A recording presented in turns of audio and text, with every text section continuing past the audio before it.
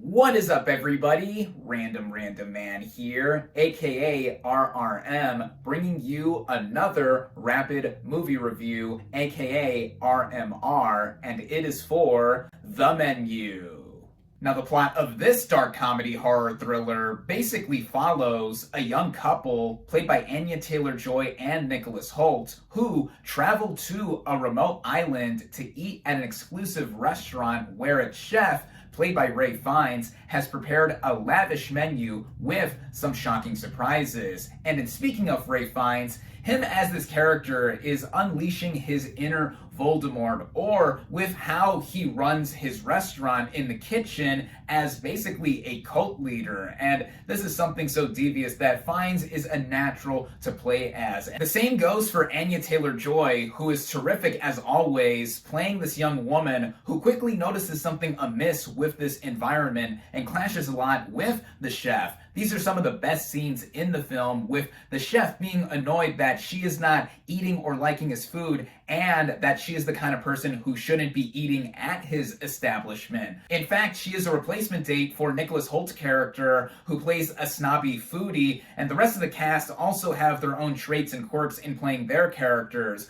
like Hong Chow as the restaurant's maitre d', Janet McTeer as a food critic, Reed Birney and Judith Light as a couple of frequent customers, and John Leguizamo as a washed-up actor, just to name a few in this exceptional ensemble. The way this film is set up and directed by Mark Mylod initially gives us bits and pieces, much like the small portions the characters are eating, and keeping us a bit in a mysterious realm for what is really happening here, with these characters dining at this place that they've each paid $1,250, which also gives us a sense of it being a social satire. At first, it's very simple in the way that it is presented, but it gives us a spin on the whole eat the rich concept, or here with this movie specifically, us literally seeing the rich eat. And sprinkled throughout are also some moments of dark comedy, which also speak to how this film is commenting on the whole food industry with the expensive dining experience that these customers are getting, and just how there are situational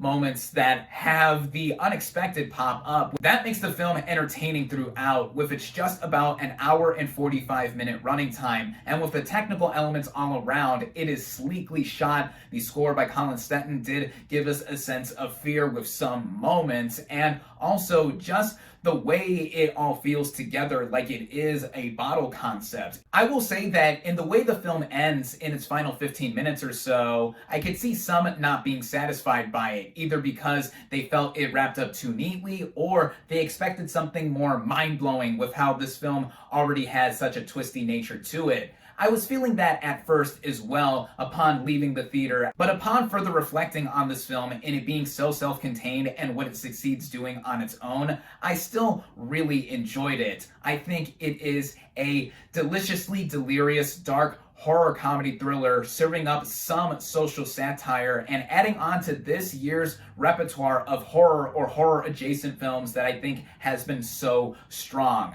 I definitely recommend it. With that, my final verdict for The Menu is 4 out of 5 stars. Thank you all, as always, for watching. Be sure to like this video, comment on what you thought of The Menu, social media links in the description, subscribe to my channel for more, and I'll catch you on the next movie review.